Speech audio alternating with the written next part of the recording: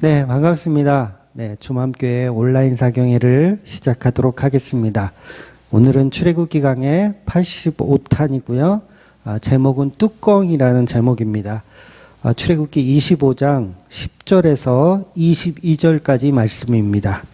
출애굽기 25장 10절입니다. 그들은 조각목으로 궤를 짜되 길이는 2규빗 반, 너비는 1규빗 반, 높이는 1규빗 반이 되게 하고 너는 순금으로 그것을 싸되 그 안팎을 쌓고 위쪽 가장자리로 돌아가며 금테를 두르고 금고리 넷을 부어 만들어 그 네 발에 달되 이쪽에 2고리 저쪽에 2고리를 달며 조각목으로 채를 만들어 금으로 싸고 그 채를 궤 양쪽 고리에 꿰어서 궤를 매게 하며 채를 궤의 고리에 꿰은 대로 두고 빼내지 말지며 내가 내게 줄 증거판을 궤 속에 둘지며 순금으로 속죄소를 만들 때 길이는 2규빗 반, 너비는 1규빗 반이 되게 하고 금으로 그룹 둘을 속죄소 두 끝에 쳐서 만들 때 한 그룹은 이 끝에서 또 한 그룹은 저 끝에 곧 속죄소 두 끝에 속죄소와 한 덩이로 연결할지며 그룹들은 그 날개를 높이 펴서 그 날개로 속죄소를 덮으며 그 얼굴을 서로 대하여 속죄소를 향하게 하고 속죄소를 궤 위에 얹고 내가 내게 줄 증거판을 궤 속에 넣으라. 거기서 내가 너와 만나고 속죄소 위 곧 증거궤 위에 있는 두 그룹 사이에서 내가 이스라엘 자손을 위하여 내게 명령할 모든 일을 내게 이르리라. 아멘. 네, 우리 큰딸이 진주가 나쁜 버릇이 한 가지 있어요. 요즘은 많이 고쳐졌는데 일전에는 그 나쁜 버릇 때문에 저한테 이제 놀림을 좀 많이 받았습니다. 그 나쁜 버릇이 뭐냐면 물건을 사용하고 나면 뚜껑을 잘 덮지 않는 버릇이 있어요. 그러니까 예를 들어서 뭐 치약을 쓰고 나면 치약 뚜껑을 덮지 않는다든가 아니면 이제 진주 책상에 있는 그 필기구들 보면 거의 뚜껑이 없어요. 그러니까 샤프 뚜껑 뭐 볼펜 뚜껑 할 것 없이 뚜껑이 거의 없는 게 대부분이에요. 특히 이제 유성펜 같은 경우는 사실 뚜껑을 덮지 않으면 금방 못 쓰게 되거든요. 금방 말라가지고 못 쓰게 됩니다. 그래서 제가 진주한테 항상 뚜껑을 좀 잘 좀 덮어라 이렇게 놀리려고 일부러 호를 붙여요. 그래서 뚜껑 이진주 이렇게 부르거든요. 그래서 뚜껑 이진주 일로 와봐 뭐 이런 식으로 호를 뚜껑이라고 이제 놀렸습니다. 호를 붙여서. 물론 지금은 안 그래요. 많이 고쳐졌습니다. 그래서 각종 생활용품 속에서 이렇게 뚜껑은 상당히 중요한 역할을 한다는 것이죠. 보통 신혼부부가 서로 결혼하고 나서 이 뚜껑 때문에 싸우는 부부들이 있다 그러더라고요. 진짜 치약 뚜껑 때문에 막 이혼까지 갈 뻔한 일이 있었다. 뭐 그런 얘기를 또 들어본 것 같은데 이렇게 아무리 제품을 잘 만들어도 결국은 뚜껑이 덮이지 않으면 소용이 없는 물건들이 있다라는 거죠. 그러니까 아무리 제품을 잘 만들어도 뚜껑이 없다면 아무 소용이 없다라는 거죠. 그러니까 예를 들면 뭐 텀블러 같은 것도 사실 막 물이 샌다 그러면은 이것도 곤란하잖아요. 뚜껑이 그만큼 중요하다는 거죠. 그러니까 물이 새는 텀블러는 아무도 사지 않을 거라는 거죠. 아무리 디자인이 예쁘고 이 텀블러 이 그릇이 견고하고 아무리 좋아도 뚜껑이 이 물이 새면 소용이 없다는 거죠. 그런데 성경 속에서도 아주 중요한 뚜껑 하나가 존재를 하는데 그게 뭐냐면 바로 오늘 본문에서 등장하는 속죄소라는 것입니다. 속죄소. 보통 이제 속죄소라는 말은 우리가 많이 들어보셨을 거예요. 그래서 속죄소 그러면 어떤 장소의 의미로 생각해서 지성소 안에 있는 어떤 공간을 생각하시는 분들이 많이 계실 텐데 이 속죄소는 어떤 그런 개념이 아니고요. 증거궤라는 이 상자를 덮는 뚜껑을 말합니다. 증거계를 덮는 뚜껑. 그만큼 속죄소와 구원에 있어서 이 뚜껑이 갖는 의미는 아주 특별하다는 것이죠. 그러니까 저와 여러분이 죄를 사라지게 하는 방식이 아니라 죄를 덮는 방식이에요. 뚜껑으로 죄를 덮는 방식이라는 거예요. 그러니까 흔히 우리가 구원에 있어서 죄를 덮었다라는 표현을 많이 하잖아요. 죄가 덮였다. 예수님의 보혈로 죄가 덮였다. 이런 표현을 하는 이유가 뭐냐면 바로 이 뚜껑 속죄소의 개념 때문에 그렇습니다. 그러니까 죄가 있으면 그 죄가 밖으로 나오지 못하도록 이 죄를 뚜껑으로 덮어버리는 거죠. 그래서 텀블러에 물이 새 나가지 않도록 하는 것처럼 뚜껑을 잘 덮어서 이 속죄소 안에 있던 속죄소를 덮고 있어서 그 증거계 안에 있는 어떤 죄들이 밖으로 나오지 못하도록 속죄소가 뚜껑 역할을 하고 있다라는 거죠. 그러니까 저와 여러분은 죄가 없어지는 것이 아니고 죄가 여전히 있지만 예수님의 은혜로 죄가 보이지 않게 되는 개념을 설명하고 있는 겁니다. 아마 증거계에 대해서는 우리가 너무도 잘 알고 있지만 아마 이 증거계의 뚜껑인 속죄소를 잘 모르는 경우가 많죠. 그런데 이 속죄소가 사실은 더 중요하다는 거죠. 그래서 그 부분을 오늘 본문이 속죄소라는 것을 우리에게 말해주고 있습니다.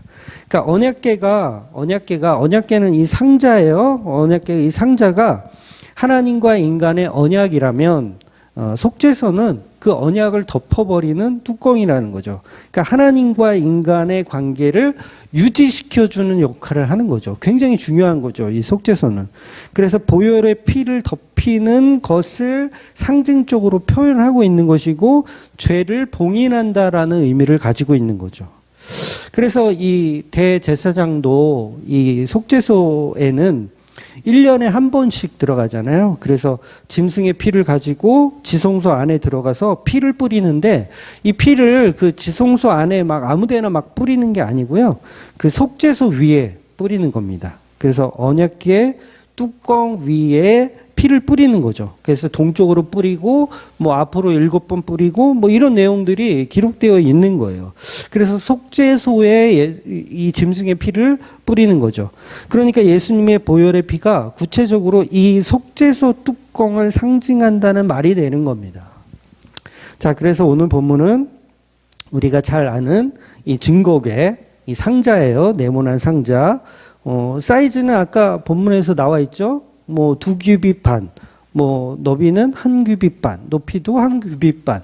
이 규빗은 한 45cm 정도 될 거예요. 그러니까 이 상자 자체가 굉장히 막 어마어마하게 크고 그러지 않습니다. 한 요만할 거예요. 별로 그렇게 크지 않아요.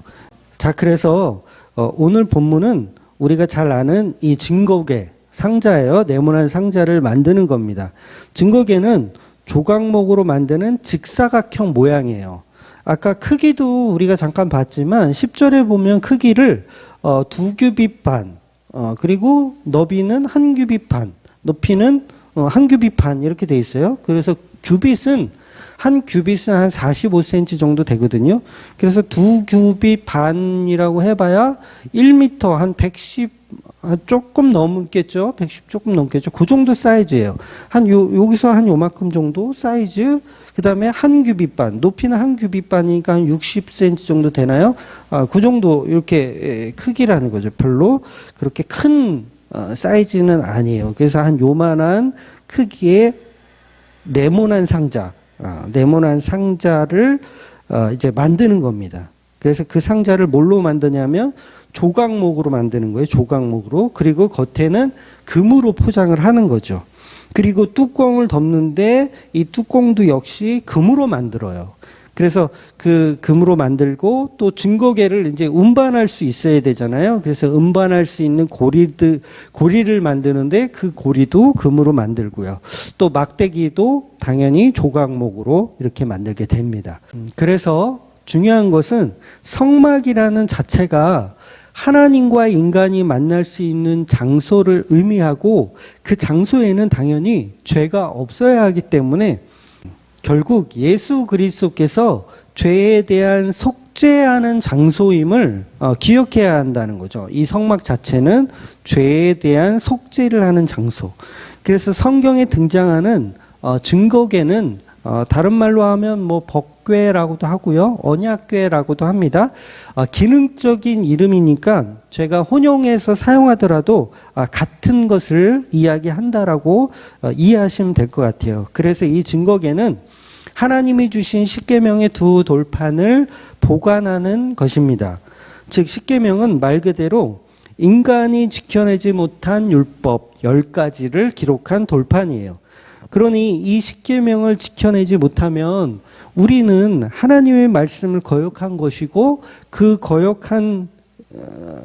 말씀을 거역한다는 것은 선악과 먹은 것과 동일한 거죠. 그래서 죄를 짓는 거기 때문에 반드시 죽어야 하는 것이고 심판을 받아야 하는 언약의 증서를 상징하는 게 이 십계명이죠. 그런데 하나님은 이 십계명을 증거궤 속에 그 상자 안에 보관하라고 말씀하시는 거예요. 그러니까 여기서 좀 이상하다는 생각이 들지 않으세요? 아직은 이스라엘 백성들이 아직 황금성하지 만들고 이렇게 우상숭배하는 그 시기는 아니거든요. 지금 이 말씀을 주실 때는. 그런데 십계명을 하나님이 주실 때는 이 십계명의 내용들을 잘 지키라고 주실 것 같은데, 십계명을 주시는 이유는 이 십계명을 잘 지켜라라고 해서 주실 것 같은데, 그렇다면 이 십계명을 모두가 다 잘 볼 수 있는 곳에 진열을 해서 이렇게 뭐 잘 볼 수 있도록 진열을 해서 날마다 묵상하고 매일 상기시키라는 의미로 주실 것 같은데, 그래서 율법을 잘 지켜서 보존하라는 말씀으로 주실 것 같은데, 이해할 수 없게도 하나님은 오늘 본문의 말씀을 보면 처음부터 십계명을 주시면서 잘 보이는 곳에 진열하라는 것이 아니고 한마디로 감추어 놓을 보관함을 만들라는 거예요. 십계명을 감추어 놓을 수 있는 보관함을 만들라는 거죠. 그러니까 십계명과 함께 봉인해 버릴 수 있는 증거궤를 만들라고 하시는 거예요. 즉 증거궤를 예를 들어서 막 유리로 만든다든가 아니면 잘 보이게 뚜껑이 없이 이렇게 잘 보이게 만들라고 하면 더 좋을 것 같은데, 보이지 않게 하라는 거예요. 조각목으로 만들고 금으로 싸서 그 내용물이 뭔지 사람들이 볼 수 없도록, 그리고 더 중요한 건 뚜껑을 아예 덮어버려서 그리고 아무도 그걸 열어보지 못하도록 만든다는 거죠. 그래서 이 조각목 속에 이 증거판을 집어넣으면, 십계명을 집어넣으면 시간이 지나면 이 상자 속에 뭐가 있는지 사람들은 분명히 모를 거거든요. 모르게 돼요. 그러니까 역사가 지날수록 인간은 잊어버리기 마련이죠. 그래서 십계명을 증거궤에 집어넣으면 그게 무슨 내용인지 아무도 모르게 되는데도 불구하고 하나님은 상자를 만들어서 십계명의 두 돌판을 그 속에 집어넣으라고 말씀하시는 거예요. 여러분, 이게 무슨 뜻이겠습니까? 처음부터 십계명을 매일 묵상하여 잘 지켜서 천국 가는 도구로 삼으라는 말씀이 아니었던 거예요. 그러니까 너희는 이렇게 10가지 계명도 지킬 수 없는 죄악된 존재이기 때문에 십계명을 감출 수 있는 어떤 은혜가 필요하다는 걸 설명하는 내용이라는 거죠. 그래서 이 언약궤를 통해서 우리에게 그 은혜를 지금 설명하고 있는 내용이라는 거예요. 그러니까 십계명은 지켜서 구원받으라는 말이 처음부터 아니었던 거죠. 그러니까 너희들은 이 십계명을 지킬 수가 없으니 은혜가 필요한 존재라는 것을 기억하도록 반드시 언약궤를 조각목으로 만들고 그 속에 우리의 죄성을 집어넣고, 십계명이 우리의 죄성이잖아요. 우리의 죄성을 집어넣고 속죄소라는 뚜껑으로 덮어서 봉인해 버리라는 거죠. 이게 십계명의 개념이 이런 거예요. 그런데 많은 기독교인들은 십계명이라는 율법을 잘 지켜서 구원받는 것으로 우리가 잘못 생각하더라는 거죠. 그래서 바리새인들이 어떻게 했습니까? 말씀을 달달 외웠어요. 말씀을 달달 외워서 어떻게 하든 지켜보려고 노력을 했지만 지켜낼 방법이 없으니 고민했던 것이고, 예수님이 오셔서 너희가 생각한 그 십계명의 개념이 틀렸다. 율법적으로 성경을 해석하는 건 엉터리고 처음부터 십계명은 지키라고 준 것이 아니고 지킬 수 없는 존재라는 것을 알고 속죄소의 실체인 메시아가 오실 때까지 그 은혜를 기다리라는 말씀으로 주신 거라고 예수님께서 성경을 재해석을 해주시니까, 재해석이 아니죠. 사실 바른 해석을 해주시니까 인간들은 그 진리를 부정하고 예수님은 십자가에 찢어 죽이더라는 거예요. 이게 무슨 얘기예요? 십계명을 봉인하는 것을 인정하지 않는 거예요, 인간들은. 십계명을 왜 봉인해? 십계명은 꺼내서 우리가 보고 묵상해서 그 말씀을 지켜서 구원에 이루는 거야 라고 잘못된 성경관을 가지고 있었다라는 거죠. 근데 오늘날도 마찬가지죠. 오늘날의 우리 교회들도 십계명은 봉인시켜야 된다라는 사실을 별로 그렇게 달갑게 생각하지 않아요. 왜냐하면 우리는 윤리적이며 도덕적인 걸 좋아하기 때문에 어떻게든 십계명을 지켜내어서 그 십계명을 통해서 구원받기를 원하지, 그 십계명을 상자 속에 집어넣고 봉인되어서 구원받는 것을 싫어하는 거예요. 그러니까 우리가 어떤 능력을 발휘해서 우리가 어떤 뭔가를 이루어서 얻는 구원을 더 좋아하지, 그냥 값없이 주는, 공짜로 주어지는 은혜에는 별로 관심이 없다라는 거죠. 왜냐하면 자존심이 상하기 때문에 그래요. 그런데 그 자체가 바로 죄의 속성을 갖고 있기 때문에 그렇다는 겁니다. 그러니까 오늘날의 교인들도 율법을 열심히 지켜서 하나님께 의롭다라는 칭찬을 받고 싶은 그 태도, 이게 전부 바리새인들이 주장했던 생각이고 율법주의의 개념이라는 거예요. 예수님의 십자가를 또다시 무시하고 예수님을 또다시 십자가에 못 박는 그런 행동을 하는 개념이라는 거죠. 그러니까 은혜를 모르는 율법 지킴은 예수님을 십자가에 또 한 번 못 박는 거예요. 그러니까 복음은 우리의 죄를 언약궤 속에 봉인하고 예수님의 피로 속죄소를 만들어서 아무도 열어보지 못하도록 봉인하는 것입니다. 그래서 본문에서 속죄소를 표현할 때 이 증거궤 밖에 뭐가 있냐면, 이 속죄소 위에 뭐가 있냐면 두 명의 그 그룹이 지키고 있는 거예요. 두 명의 그룹.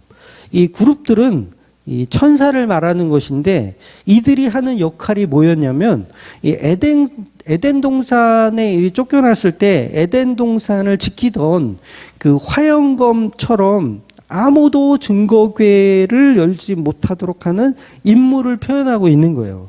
창세기 3장 24절에 보면 이같이 하나님이 그 사람을 쫓아내시고 에덴 동산 동쪽에 그룹들과 두루 도는 불칼을 두어 생명나무의 길을 지키게 하니라. 바로 이렇게 생명나무를 지키던 천사들이 이제는 언약궤 위에서 언약궤를 지키고 있는 거예요. 그렇다면 생명나무가 곧 언약궤라는 말이 되는 거죠. 그래서 생명나무는 예수님의 부활을 상징하기 때문에 십자가 없는 부활을 기대하는 것들이 생명나무를 먹지 못하도록 지켰던 것처럼 십자가 없는 은혜를 기대하는 자들이 열지 못하도록 하는 겁니다. 그래서 그것을 함부로 열면 저주를 받게 되는 거예요. 사무엘상 6장 19절에 보면 이런 말씀이 있어요. 베세메스 사람들이 여호와의 궤를 들여다본 까닭에 그들을 치사 5만 70명을 죽이신지라. 여호와께서 백성을 쳐서 크게 사륙하셨으므로 백성이 슬피 울었더라.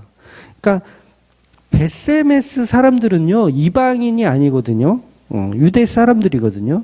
그런데도 그거 열면 저주받는 거예요. 그리고 이 뚜껑 덮인 증거궤를 어디에 보관하냐면 성막 안에, 지성소 안에 보관합니다. 이곳은 아무도 들어올 수 없다 그랬어요. 1년에 한 번 대제사장도 목숨 걸고 들어가는 곳이에요. 그러니까 한마디로 저와 여러분은 아무도 열 수 없는 공간에 마치 냉동인간 상태로 있다가 오직 그 임봉을 열 수 있는 유일한 대제사장이신 신랑 예수님만이 그 인봉을 해제하여 우리와 사랑을 나누는 거죠. 그래서 계시록 말씀들에 보면 그 인봉을 떼는, 말씀의 인봉을 떼는 사람이 있는데 그게 바로 어린 양 예수 그리스도라는 거죠. 이것이 구속사적 십자가 은혜와 부활을 개념적으로 설명하고 있는 내용입니다. 자, 여러분이 지켜내지 못하는 법을 사탄 마귀가 고소하지 못하게 천사가 그룹들이 지키고 있는 것이고, 예수님의 십자가 피로 속죄소에서 피가 뿌려져 죄를 속하여 주시는 거예요. 그렇다면 이 법궤가 상징하는 것이 무엇이겠습니까? 바로 예수 그리스도의 십자가 보혈의 피를 상징하고 있는 것입니다. 그래서 인간의 죄가 세상에 드러나지 않도록 이중 삼중으로 지켜내시는 것이 하나님의 사랑이고, 예수님의 피의 은혜가 덮이는 이곳을 거룩한 곳이라고 설명하는 겁니다. 그래서 오늘 본문은 인간들의 죄를 덮어서 지켜주신다는 이야기를 오늘 본문 말씀이 하고 있는 거예요. 인간이 지은 죄를요, 이 천사들이 지켜주는 거예요. 지켜주고 덮어주는 거. 그래서 처음에는 진고개 속에 십계명의 두 돌판이 들어가지만 나중에는 이제 만나 항아리와 아론의 쌍난 지팡이도 함께 들어갑니다. 이 세 가지 물건은 모든 인간의 불순종을 설명하는 도구들이에요. 그러니까 하나님의 말씀인 십계명이 내려오는 순간까지도 인간들은 우상을 섬겼잖아요. 그 우상에게 절하고 이 황금송아지를 만들어서 우리를 인도해낸 하나님이라고 기뻐하며 우상을 섬겼어요. 여러분, 우상이라는 것은 다른 것이 아닙니다. 하나님을 나를 위한 어떤 걸로 만들면 그건 100% 우상 숭배라고 생각하시면 되세요. 그러니까 하나님을 나를 위한 어떤 것으로 만들면 우상이다. 그러니까 우상이 우상인지 모르고 하는 것만 우상 숭배가 아니고, 이 부분은 오해의 소지가 있어서 잘 이해하고 들으시면 좋겠는데, 단순히 우상 숭배라는 것은 장례식장 같은 데 가서 고인에게 절하고, 뭐 부모님 제삿날 부모님께 절하고, 뭐 이것만 우상 숭배라는 게 아니에요. 물론 그렇다고 그걸 막 이렇게 자유롭게 해라, 그런 얘기도 아닙니다. 그보다는 하나님을 나를 위한 어떤 것으로 만들면 그게 전부 우상 숭배라는 거예요. 교회에서 기도하는 것도, 예배드리는 것도, 찬양하는 것도 전부 나를 위한 어떤 것으로 행동하고 있다면 우리는 우상 숭배를 하고 있는 거죠. 교회를 다니면서 우상 숭배를 하는 거죠. 그래서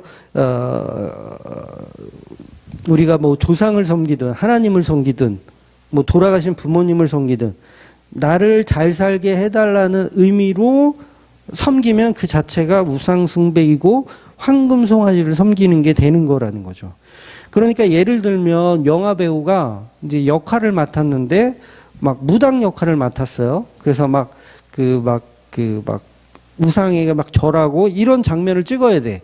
그런데 그 배우가 크리스찬이에요. 그런 경우에 그런 그 배우 연기를 했다고 해서 이걸 우상숭배라고 할 수는 없죠. 그러면 또 이제 어떤 분은 질문을 하겠죠. 그럼 모르고 하는 것은 또 영화 배우처럼 어쩔 수 없이 하는 것은 죄가 아니냐? 물론 그것도 죄는 죄예요. 죄가 아닌 게 없습니다. 인간끼리 경주를 따지자면 그렇다라는 거예요. 그러니까 사실 알고 하거나 모르고 하거나 사실 모든 게 죄죠. 그러니까 결국 나를 위한 어떤 것으로 여기면 그건 알든 모르든 다 죄가 되는 거예요. 그 좋은 예가 바로 가인이 드렸던 제물이거든요. 가인을 위한 제물을 드렸다라는 거죠. 아벨은 자기를 위한 목적이 없는 하나님의 것을 하나님에게 돌려드리는 개념의 제물을 드렸던 거예요. 그러니 아벨은 나를 위한 제사를 지낸 것이 아니었던 것이죠. 그래서 저와 여러분도 나를 위해 예배드리고 나를 위해 성경 보고 나를 위해 교회 다니면 그건 전부 우상숭배의 범주 안에 들어간다는 거예요. 오히려 뭐 당신은 교회 왜 다닙니까? 라고 질문했을 때 뭐 그냥 다녀요. 뭐 그냥 좋아서 다녀요. 은혜 받아서 다녀요. 차라리 그런 답변이 나은 거죠. 그런데 뭐 우리 가족의 안녕을 위해서, 나의 건강을 위해서, 뭐가 사업이 잘 되기를 위해서 그래서 교회를 다닙니다라고 이야기하는 건 그 자체가 저는 우상숭배하기 위해서 다닙니다라고 말하는 꼴이라는 거죠. 그러니 사실은 타락한 인간 세상에서 죄가 아닌 것을 찾는 것 자체가 불가능하다는 거죠. 우리는 다 우리를 위해 살고 싶어 하는 이 욕망이 끊이질 않거든요. 그것은 대낮에 빛 없는 곳을 찾아가는 것과 같고 밤 12시에 밝은 곳을 찾아가는 것과 같은 개념이라는 거죠. 우리 인간은 죄가 아닌 것과 죄인 것을 구분하는 자체가 굉장히 소모적이라는 거예요. 그러니까 흔히 저한테 질문을 이렇게 하실 때도, 죄에 대해서 질문을 하실 때도 이건 죄인가요? 저건 죄 아닌가요? 라고 이렇게 질문을 하시잖아요. 그런데 제가 이제 어쩔 수 없이 그분의 수준에 맞게 이건 죄고 이건 죄 아닙니다라고 제가 말씀은 그렇게 드리지만 사실은 죄가 아닌 것이 없죠. 우리 인간이 행동하는 모든 것은 사실 죄에서 구별될 수가 없는 상황인 거죠. 그래서 반드시 예수님의 은혜가 필요한 거고 예수님의 속죄소가 필요한 거죠. 이런 개념으로 이스라엘 백성들이 황금 송아지를 만드는 것도 단순히 하나님을 찾아보려고 한 거. 그러니까 모세가 산에 올라가서 깜깜무소식이에요. 그래서 하나님을 찾아보려고 한 것 자체가 죄가 되는 것은 아니고요. 그보다도 문제가 뭐냐면 하나님을 나를 위한 어떤 도구로 만들어내려고 했던 것, 그것이 바로 인간들의 우상 숭배라는 겁니다. 이것이 굉장히 악한 우상 숭배라는 거죠. 그래서 교회를 정할 때도요, 보통은 조건들을 따지잖아요. 교회를 정할 때도 내가 잘 섬길 수 있는 교회를 막 이렇게 따져요. 여러 가지 정황이 있을 거예요. 막 따져. 그 자체가 사실은 우상 숭배를 하고 있는 거예요. 그러니까 묻지도 따지지도 말고 예배의 자리는 우리가 사실은 가야 하는 곳이거든요. 물론 그 장소가 우리 교회 주맘교회를 꼭 와야 된다 그런 개념은 아니지만 예배의 장소가 있다라면 내 조건과 상관없이 사실은 참여하는 것이 은혜를 사모하는 모습이라는 거죠. 그래서 말씀과 은혜를 사모해서 교회를 정하셔야지 나의 조건과 나의 환경에 맞춰서 교회를 정하는 건 그 자체가 우상숭배라는 거예요. 다시 말해서 예수님의 십자가 사건을 나를 위한 어떤 미끼로 생각하는 자체가 우상숭배라는 겁니다.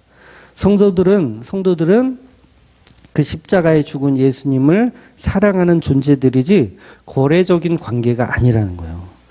정말 내가 사랑하는 사람이 어디에 있다, 기다리고 있다라고 했을 때 과연 그 장소와 시간을 우리가 개념적으로 그게 걸림돌이 될까요? 저는 그렇게 될 수 없다고 생각해요. 저는 이제 아이들을 굉장히 사랑합니다. 저희 아이들을 굉장히 사랑해요. 마치 가시고기처럼, 가시고기가 그렇다라고 하더라고요. 부성애가 굉장히 강한 물고기라고 하던데, 아무것도 생기는 게 없고 얻어지는 것이 없어도 나의 살과 피를 내어줄 수 있는 자식, 어떤 조건이 없어요. 이 자식이 성공해서 나한테 뭘 해준다. 우리 막내가 엊그저께 그러던데, 아빠 내가 이 다음에 커서 돈 많이 벌면 아빠한테 빨간색 스포츠카를 사줄게, 이런 얘기를 하던데, 그런 조건이 없더라도 사랑하는 게 부모의 마음이라는 거죠. 그러니까 예수님을 사랑하는 성도들은 예수님의 사랑과 연합한 존재들이기 때문에 조건적 사랑 그 자체를 하지 않게 되는 거예요. 그게 성도의 개념이에요. 성도의 개념. 그러니까 예수님을 사랑하는 성도들, 예수님의 사랑은 우리가 사실은 이게 전이 되는 거거든요. 예수님이 우리를 사랑하는 게 성도들에게 전이가 돼요. 전이. 그러면 우리도 예수님의 사랑이 알기 때문에 이것이 하나님을 사랑하고 이웃을 사랑하고 이게 그대로 표현되어지는 거예요. 그런데 인간들이 하는 남녀 사랑은 이런 무조건적 사랑이 불가능하잖아요. 그러니까 남편이 예를 들어서 재산도 없는데 예를 들어서 교통사고로 불구가 됐다. 그러면 100명이면 99명은 다 도망가지 않을까요? 재산이 좀 있다거나 아니면 좀 이렇게 옆에 지켜 있는 어떤 명예가 있다거나 뭔가 있으면 붙어 있지, 그냥 아무것도 없고 재산도 없고 명예도 없고 아무것도 없으면 그 남자 곁을 지켜야 할 만한 이유가 없어지는 거죠.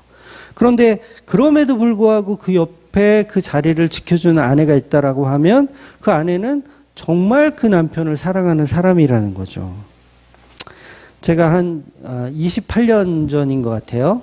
제가 지금 나이를 계산하면 28년 전,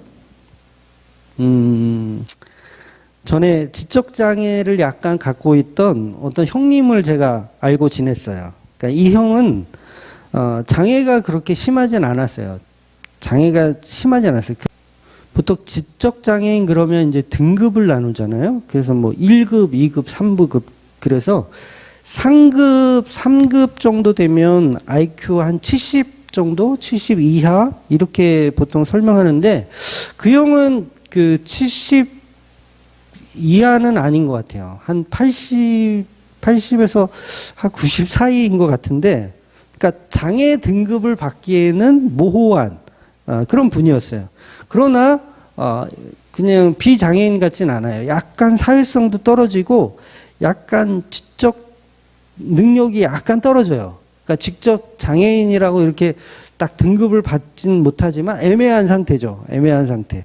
그래서 파주에 있는 어떤 장애인 보호센터에서 어릴 때부터 이렇게 커서 성인이 되어서 어떤 자원봉사자의 도움으로 이제 사회에 나오게 됐어요. 그래서 어떤 가정에서 이제 위탁해서 이렇게 살게 되었는데 당연히 적응을 못했습니다. 예, 당연히란 말을 하면 안 되죠. 적응 잘 하시는 분도 있을 텐데. 아무튼 그 형은 적응을 못했어요. 그래서 집을 나와가지고 이제 집도 없고, 직장도 없고, 오갈 데가 없는 상태였어요. 그래서 제가 저희 집에 이제 먹여주고 재워주면서 독립할 때까지, 취직해서 독립할 때까지 한 서너 달 정도를 이렇게 같이 있었거든요. 근데 어느 날 밤, 이제 제가 일하던 식당에 이제 제 친척 형님이 이제 오셔가지고 놀러 오셔가지고 이제 셋이서 그 장애가 있는 그 형하고 저하고 우리 친척 형하고 셋이서 이제 술 한 잔을 먹고 잠을 잤습니다. 근데 이 양반이 그 친척 형 주머니에 그 공사 대금이 돈이 좀 있었어요. 공사해야 되는 대금을 줘야 할 돈이 있었어요. 그게 200만 원인지 300만 원인지 한 그 정도 되는데 이거를 들고 주머니를 뒤져서 이거를 들고 새벽에 도망을 간 거예요. 이 형이. 그 당시 제가 20살 때니까 저는 지적장애인들은 다 착한 줄만 알았거든요. 근데 와, 인간은 이렇게 악하구나. 먹여주고 재워준 은혜도 모르고 심지어는 저희 아버지 양복까지 입고 네, 탈탈 털어가지고 도망을 간 거죠.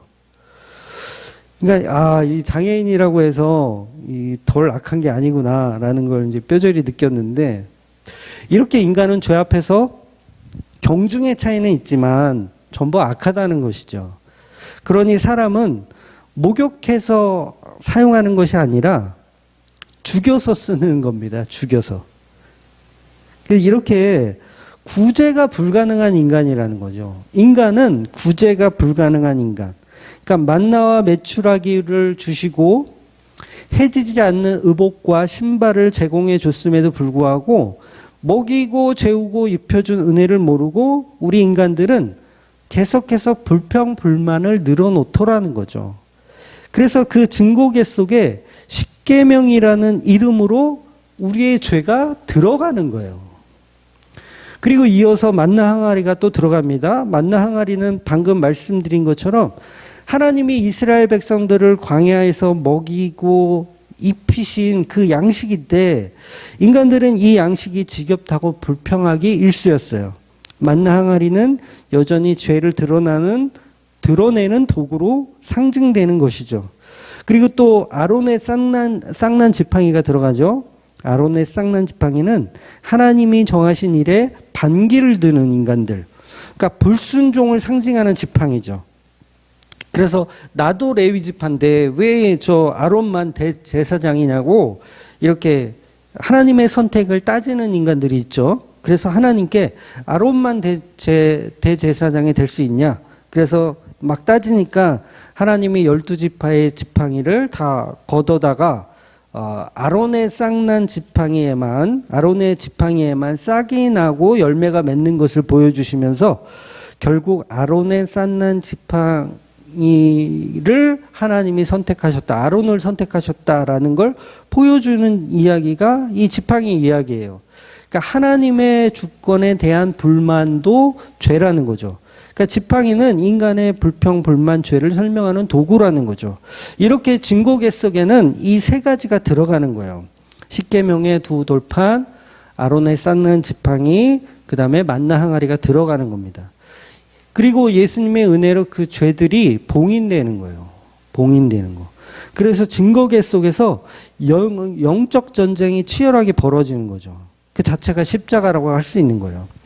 그러니까 만나 항아리가 상징하는 것은 인간의 죄도 있지만 또 어떤 모습을 상징하냐면 예수님의 살과 피를 만나 항아리가 또 상징하기도 합니다. 그래서 요한복음 6장 35절에 보면 예수께서 이르시되 나는 생명인 떡이니 내게 오는 자는 결코 줄이지 아니할 터요 나를 믿는 자는 영원히 목마르지 아니하리라. 그러니까 요한복음 6장에서 아마 이 부분을 나중에 이제 다루게 될 것이지만 광야에서 이스라엘 백성에게 내렸던 그 만나는 예수님의 살과 피를 상징하거든요. 그건 먹고서 죄의 형벌의 기간인 40년 광야를 버틸 수 있었던 거예요. 만나를 먹고 죄의 형벌인 40년의 광야 생활을 버틸 수 있었던 거. 그래서 저와 여러분도 예수님의 살과 피로 이 세상을 버티는 겁니다. 다른 걸로 버티려고 하시는 분들 있죠. 못 버티는 거예요, 우리는. 제가 주중에 카페에 시를 한 편 올려드렸는데 칠흑 같은 어둠은 강렬한 태양의 그림자일 뿐입니다. 그러니까 엄청나게 어두운 것 같지만 사실은 그건 태양의 그림자일 뿐이라는 거죠. 그래서 증거계 속은 축소해 놓은 죄된 인간의 세상을 의미해요.